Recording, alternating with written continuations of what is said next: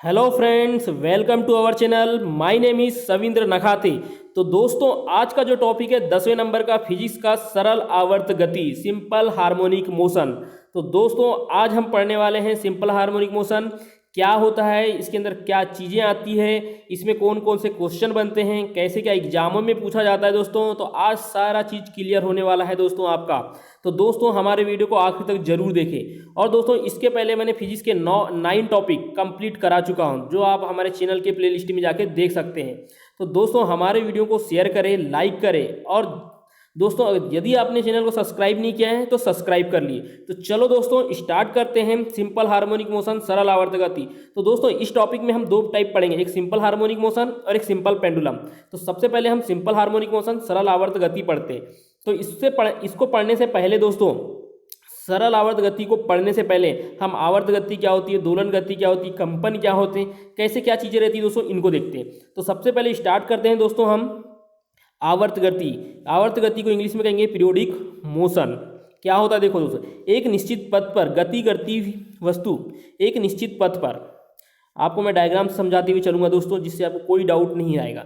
एक निश्चित पथ पर, मान लो कोई एक पथ है, गति करती हुई वस्तु जब एक निश्चित समय अंतराल में, एक निश्चित समय अंतराल के पश्चात बार बार अपनी पूर्व गति को दोहराती है, बार बार अपनी पूर्व गति को दोहराती है, तो इस प्रकार की गति को क्या कहेंगे हम, आवर्त गति कहेंगे दोस्तों। फिर से सुनिए दोस्तों, एक निश्चित पथ पर, एक निश्चित पथ पर कोई वस्तु जब एक निश्चित समय अंतराल के पश्चात, निश्चित समय अंतराल के पश्चात बार बार अपनी गति को दोहराती है, उसको क्या कहेंगे हम, आवर्त गति कहेंगे दोस्तों। समझ में आ गया दोस्तों आवर्त गति। अब देखिए दोस्तों, दोलन गति, इसको कहते हैं ऑसिलेटरी मोशन। ऑसिलेटरी मोशन क्या होता है दोस्तों, दोलन गति क्या होती है दोस्तों,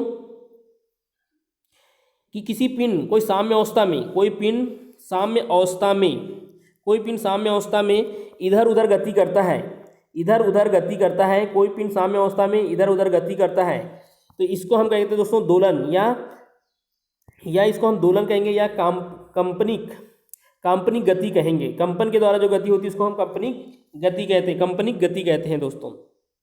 दोस्तों, दोलन क्या होता है वो भी समझ लीजिए।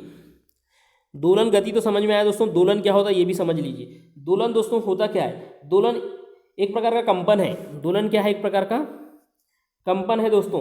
दोलन करने वाला कण अपनी साम्य स्थिति के एक ओर जाना, फिर स्थिति में आकर दूसरी ओर जाना, पुनः साम्य अवस्था में वापस लौटना, एक दोलन कहलाता है। कहने का मतलब है दोस्तों इस टाइप से, मान लो एक साइड की गति चला गया, फिर साम्य अवस्था में आ गया, फिर उस साइड की गति चला गया, तो ये क्या हो रहा है दोस्तों, कंपन। इसको ही हम क्या कहते हैं, दोलन कहते हैं दोस्तों। और इस प्रकार की गति को क्या कहेंगे हम, दोलन गति कहेंगे दोस्तों।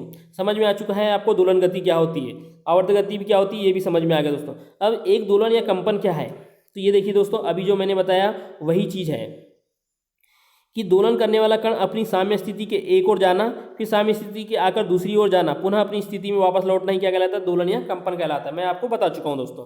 तो चलो दोस्तों आगे चलते हैं। आगे दिया है दोस्तों आवर्तकाल।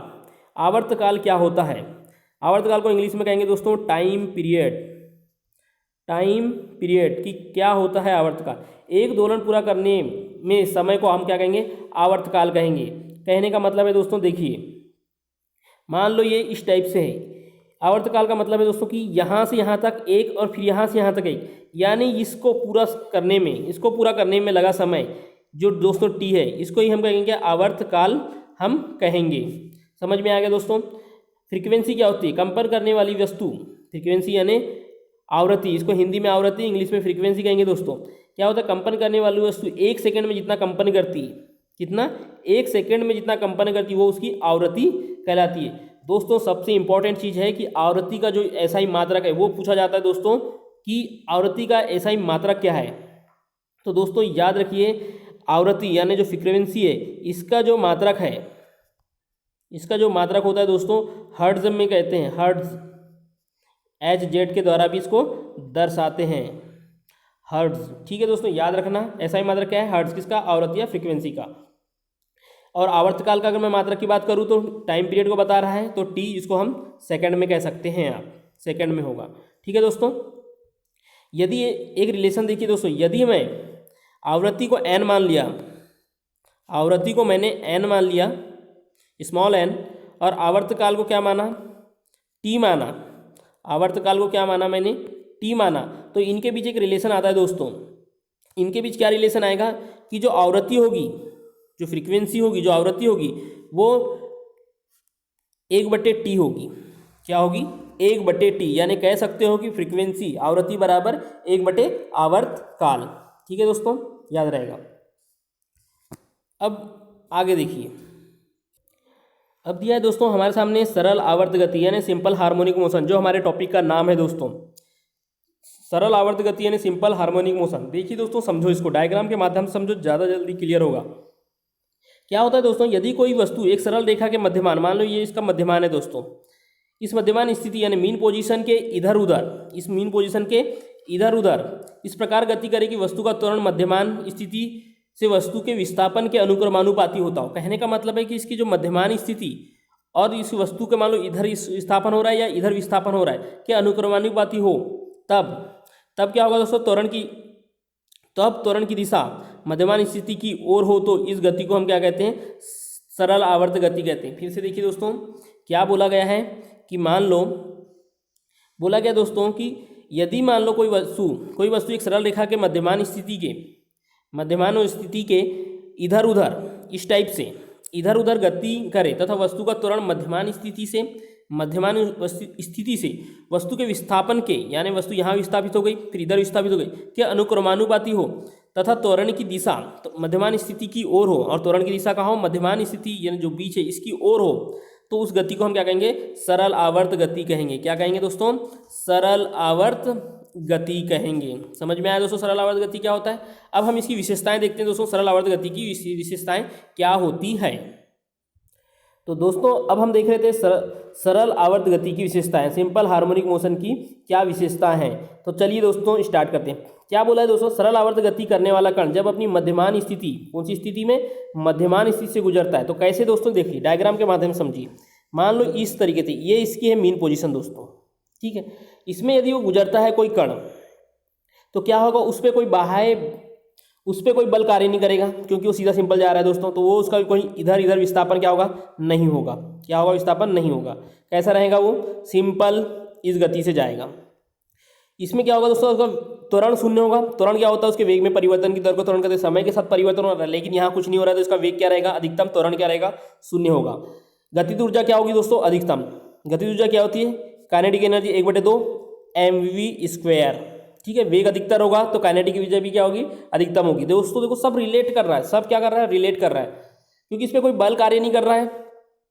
जब बल कार्य नहीं कर रहा है दोस्तों, तो त्वरण इधर उधर नहीं हो रहा है, उसके वेग में परिवर्तन नहीं हो रहा है, तो मतलब उसका वेग अधिकतम है। क्योंकि समय इसमें यानी इधर उधर नहीं हो रहा है, तो समय नहीं लग रहा है, समय नहीं लग रहा है, तो वेग में परिवर्तन नहीं हो रहा है, तो वेग अधिकतम होगा। जब वेग अधिकतम होगा दोस्तों, तो काइनेटिक एनर्जी अधिकतम होगी। कैसे होगी? 1/2 mv² से।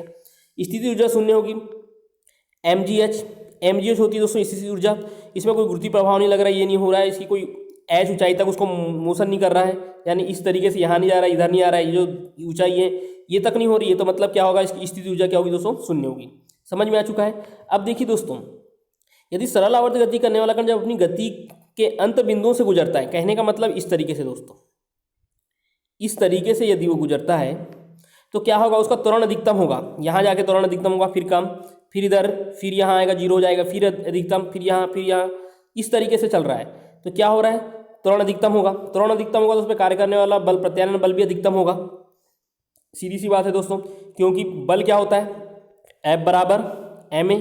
जब त्वरण अधिकतम होगा तो बल भी, क्या होगा? अधिक होगा। समझ में आ रहा है दोस्तों? क्योंकि सब रिलेट कर रहे हैं। अगर आपको ये सब पता है दोस्तों कि बल F = ma होता है, काइनेटिक एनर्जी 1/2 mv² होती है, यदि आपको सब पता है तो आप इसको आसानी से समझ सकते हैं। और ये सब चीज़ में दोस्तों मैंने पहले बता चुका हूँ। गतिज ऊर्जा शून्य होगी, क्योंकि इसमें क्या होता है दोस्तों? इसका वेग जो होगा, त्वरण अधिकतम हो रहा है, इसमें गतिज ऊर्जा शून्य होगी। स्थिति ऊर्जा अधिकतम होगी, क्योंकि कुछ ऊंचाई तक जा रहे हैं। स्थिति ऊर्जा क्या होगी? यहाँ होगा, यहाँ स्थिति ऊर्जा फिर अधिकतम हो जाएगी, यहाँ के शून्य हो जाएगी, फिर अधिकतम हो जाएगी, इस तरीके से दोस्तों। वेग क्या होगा? शून्य होगा। जब वेग शून्य हो जाएगा तो इसकी गतिज ऊर्जा भी क्या शून्य हो जाएगी, क्योंकि 1/2 mv² होता है, और v 0 हो गया तो पूरा का पूरा इक्वेशन भी क्या हो जाएगा? जीरो हो जाएगा, यानी गतिज ऊर्जा भी क्या हो जाएगी? जीरो हो जाएगी। तो इस तरीके से दोस्तों सरल आवर्त गति की ये विशेषताएं हैं जो हमने डायग्राम के माध्यम से समझे। तो दोस्तों चलो आगे चलते हैं। आगे दिया है दोस्तों सरल लोलक, सिंपल पेंडुलम। क्या दिया है? सरल लोलक, सिंपल पेंडुलम। क्या होता है दोस्तों? इसको समझिए। बोला यदि कोई एक भारी व लंबाई न बढ़ने वाली एक डोरी, मान लो ये दोस्तों, यही एक भारहीन मतलब जिसमें कोई भार ना हो और लंबाई ना बढ़ने वाली, यहीं यहीं तक लंबाई की मान लो कि निचले सिरे पे पदार्थ के किसी गोल परंतु भारी कण को लटका दिया जाता है। यहाँ पर भारी कण को लटका कर डोरी को किसी दृढ़ आधार से लटका दिया जाए। हमने ये दृढ़ आधार से लटका दिया गया है। एक ऐसी लंबाई है जिसकी लंबाई इतनी ही रहेगी, ऐसा नहीं कि वस्तु लटका दिया जाए भारी कण तो ये लंबाई बढ़ जाएगी, नहीं। ना बढ़ने वाली लंबाई बोला है, भारहीन बोला है, यानी कि कोई वेटेड या भारी रस्सी नहीं है, एक सिंपल सी यानी भारहीन रस्सी डोरी को दृढ़ आधार से लटका दे। और इस संयोजन को ही हम क्या कहते हैं, इस संयोजन को ही हम क्या कहते हैं दोस्तों, सरल लोलक कहते हैं, सिंपल पेंडुलम कहते हैं दोस्तों। समझ में आ गया। यदि लोलक को साम्य स्थिति से थोड़ा सा विस्थापित कर दिया जाए, कहने का मतलब है ये, इससे अगर मैं थोड़ा थोड़ा इधर विस्थापित कर दिया, चाहे इधर कर दूं या इधर कर दूं, स्टार्टिंग में अगर मैं इधर कर दूं या इधर कर दूं, साम्य स्थिति से थोड़ा सा विस्थापित करके छोड़ दे, तो इस गति को हम सरल आवर्त गति कहते हैं। इस गति को हम सरल आवर्त गति कहते हैं। तो क्या होगा दोस्तों, ये पिन क्या करेगा, यहाँ से यहाँ तक जाएगा, फिर वापस यहाँ आके फिर इस साइड जाएगा, तो इस गति को हम क्या कह रहे हैं, सरल आवर्त गति कहते हैं। और ये जो टाइम ड्यूरेशन लग रहा है दोस्तों यहाँ तक का, ये इसको हम क्या कहेंगे, टी, यानी सरल आवर्त, इसको क्या कहेंगे हम, इसको आवर्त काल कहेंगे। इस आवर्त सरल आवर्त लोलक का क्या कहेंगे, आवर्त काल कहेंगे। तो आवर्त काल होगा क्या दोस्तों, सरल लोलक का आवर्त काल क्या होगा, तो इस इक्वेशन से समझिए दोस्तों, 2πL/g। ये इक्वेशन बहुत ही इंपॉर्टेंट है दोस्तों, क्योंकि इस इक्वेशन के बेस्ड यदि आप न्यूमेरिकल के क्वेश्चन कर रहे हो, जैसे अगर एनटीपीसी की, रेलवे एनटीपीसी की जैसे दोस्तों एग्जाम की अगर आप तैयारी कर रहे हो, उसके मेंस में जब क्वेश्चन आते हैं दोस्तों, दिया रहेगा सरल लोलक का और एल लंबाई का दे दिया जाएगा, जी का मान आपको पता रहेगा दोस्तों, तो आपको पूछेगा सरल लोलक का आवर्तकाल क्या है, तो आप इस फार्मूले का यूज़ करके आप आवर्तकाल निकाल सकते हो। तो दोस्तों न्यूमेरिकल बेस्ड से ये फार्मूला बहुत ज़्यादा इंपॉर्टेंट है। ठीक है दोस्तों, तो इसमें जो एल है वो क्या है, एल दोस्तों ये है डोरी की लंबाई, डोरी की प्रभावी लंबाई, और जी गुरुत्वीय त्वरण है दोस्तों, जी गुरुत्वीय त्वरण है। पृथ्वी के लिए क्या होता है दोस्तों, 9.81 मीटर पर सेकेंड स्क्वायर, ये मैं बता चुका हूँ दोस्तों, ये स्मॉल जी का मान होता है। ठीक है दोस्तों, चलिए तो इसके निष्कर्ष क्या है दोस्तों, इसके निष्कर्ष या इसकी एग्जाम्पल बोल सकते हैं, ये क्या होते हैं।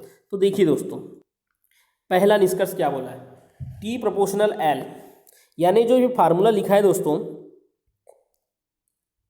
टी बराबर 2π रूट के अंदर L/g, यदि मैं इन सबको कांस्टेंट मान लूँ तो क्या हो जाएगा, टी प्रोपोर्शनल √L, ये हो जाएगा। अब इससे क्या होता है दोस्तों, देखिए ये क्या होता है कि यहाँ बोला है दोस्तों कि यदि लंबाई बढ़ने पर, अर्थात लंबाई बढ़ने पर टी बढ़ जाएगा, मतलब अगर एल की लंबाई बढ़ रही है, एल लंबाई बढ़ा रहे हैं, तो इसका आवर्तकाल भी क्या होगा, बढ़ेगा। यही कारण है कि यदि कोई लड़की झूला झूलते झूलते खड़ी हो जाए तो उसकी गुरुत्व केंद्र ऊपर उठ जाएगा, उसका जो गुरुत्वीय केंद्र है दोस्तों वो क्या होगा, ऊपर उठ जाएगा, तो प्रभावी लंबाई क्या होगी, एल क्या होगा, घट जाएगा। जब एल घट जाएगा तो जिससे झूले का आवर्तकाल घट जाएगा, और झूले का आवर्तकाल घट जाएगा मतलब झूला क्या करेगा, जल्दी जल्दी दोलन करेगा। देखिए दोस्तों कैसे, इस फार्मूले से समझिए, ये पूरे फार्मूले से समझिए तो आपको जल्दी समझ में आ जाएगा। क्या होगा दोस्तों, यदि लंबाई बढ़ने पर टी बढ़ जाता है और लंबाई घटने पे टी भी घट जाएगा, यानी लंबाई पे डिपेंड है दोस्तों। अगर लंबाई बढ़ रही है तो आवर्तकाल भी बढ़ेगा, और लंबाई घट रही है तो आवर्तकाल भी क्या हो रहा है, घटेगा। ठीक है दोस्तों, यही बोला है कि यदि कोई लड़की झूला झूलते झूलते खड़ी हो जाए तो उसकी गुरुत्वीय केंद्र ऊपर उठ जाएगा, यानी गुरुत्वीय केंद्र ऊपर उठ जाएगा मतलब जी का मान ज़्यादा हो जाएगा। जी का मान ज़्यादा हो जाएगा दोस्तों, प्रभावी लंबाई क्या होगी, घट जाएगी।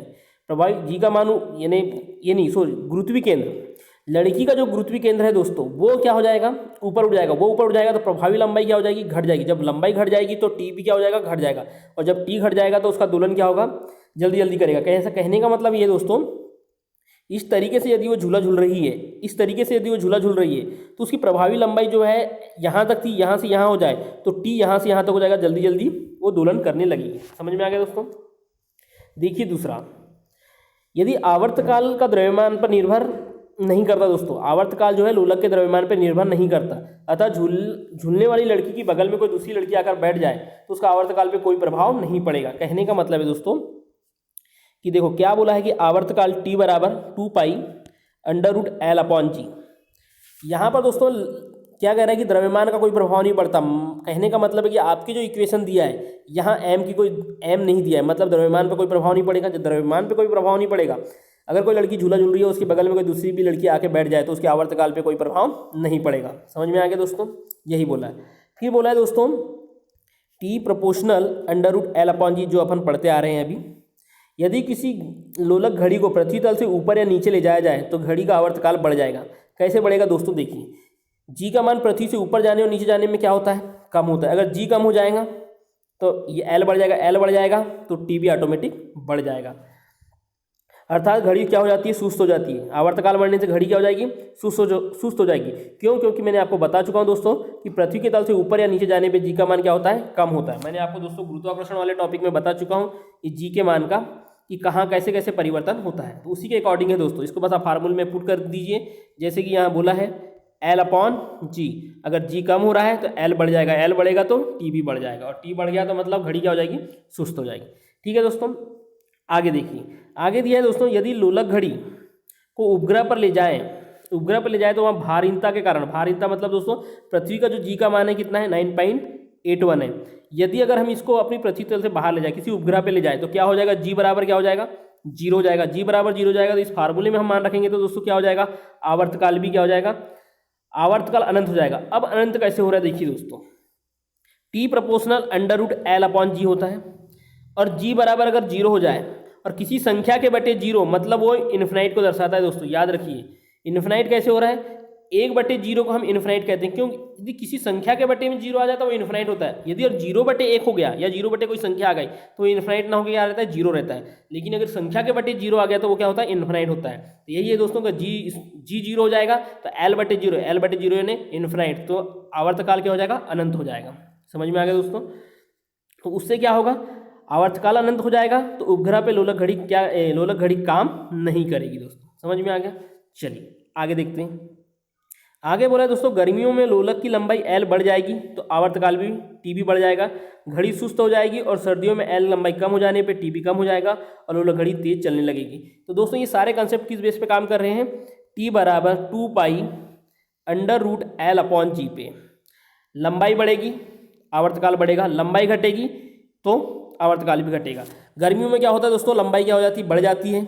अगर लंबाई बढ़ रही है तो आवर्तकाल भी बढ़ता चल जाएगा। और सर्दियों के दिनों में क्या होता है दोस्तों, लंबाई क्या होती है, घट जाएगी। अगर लंबाई घट रही है तो आवर्तकाल भी क्या होगा, घट जाएगा।